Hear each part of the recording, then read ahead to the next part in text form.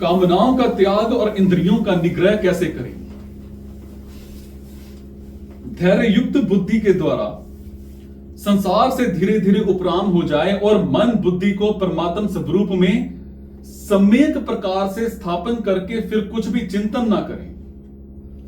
साधन करते करते प्राय साधकों को उकताहट होती है, निराशा होती है कि ध्यान लगाते विचार करते इतने दिन हो गए पर तत्व प्राप्ति नहीं हुई, तो अब क्या होगी, कैसे होगी। इस बात को लेकर भगवान ध्यान योग के साधन को सावधान करते हैं कि उसको ध्यान योग का अभ्यास करते हुए सिद्धि प्राप्त ना हो तो भी उकताना नहीं चाहिए, हालांकि धैर्य रखना चाहिए।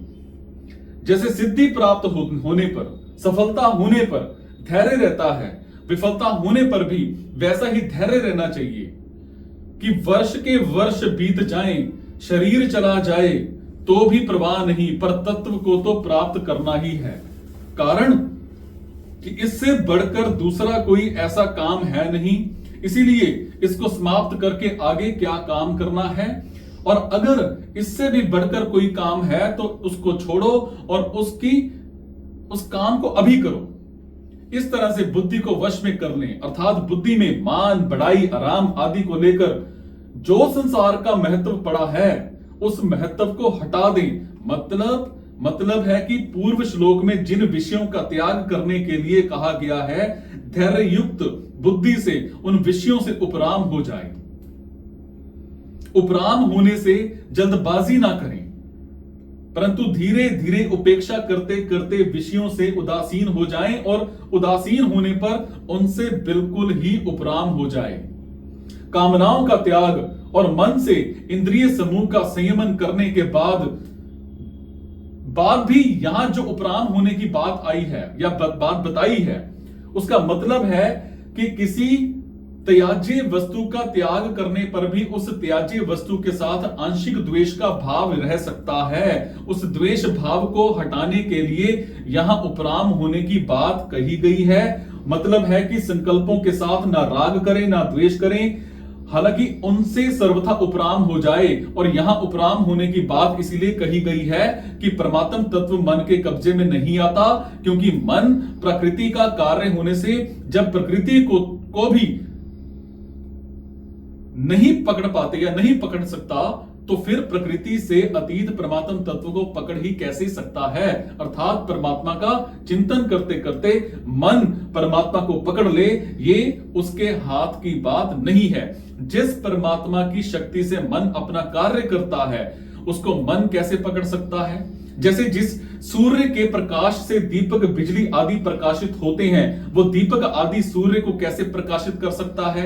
कारण कि उनमें प्रकाश तो सूर्य से है ही, आता ही है। और ऐसे ही मन, बुद्धि आदि में जो कुछ भी शक्ति है वो उस परमात्मा से ही आती है।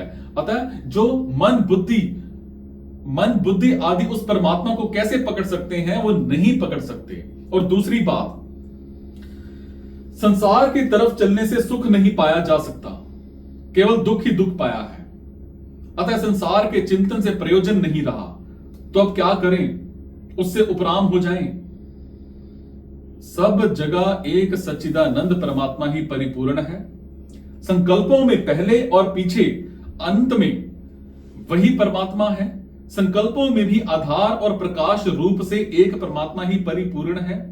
उन संकल्पों में और कोई सत्ता पैदा नहीं हुई है, किंतु उनमें सत्ता रूप से वो परमात्मा ही है। ऐसा बुद्धि का दृढ़ निश्चय रहे, निर्णय रहे। और मन में कोई तरंग पैदा हो भी जाए तो उस तरंग को परमात्मा का ही स्वरूप मान लेना चाहिए। और दूसरा भाव है कि परमात्मा देश, काल, वस्तु, व्यक्ति, घटना, परिस्थिति आदि सब में परिपूर्ण है। और ये देश, काल आदि तो उत्पन्न होते हैं और मिटते हैं, परंतु परमात्म तत्व बनता बिगड़ता नहीं है।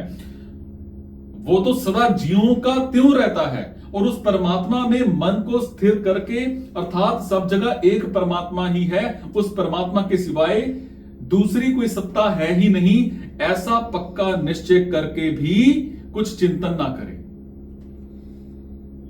संसार का चिंतन ना करें। ये बात तो पहले भी आई ही है।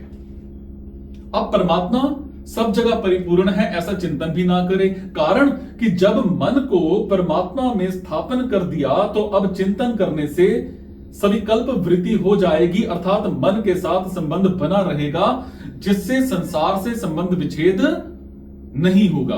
अगर हमारी ऐसी स्थिति बनी रहे, ऐसा चिंतन करेंगे तो परिच्छिन्नता बनी रहेगी, अर्थात चित्त की और चिंतन करने वाले की सत्ता बनी रहेगी।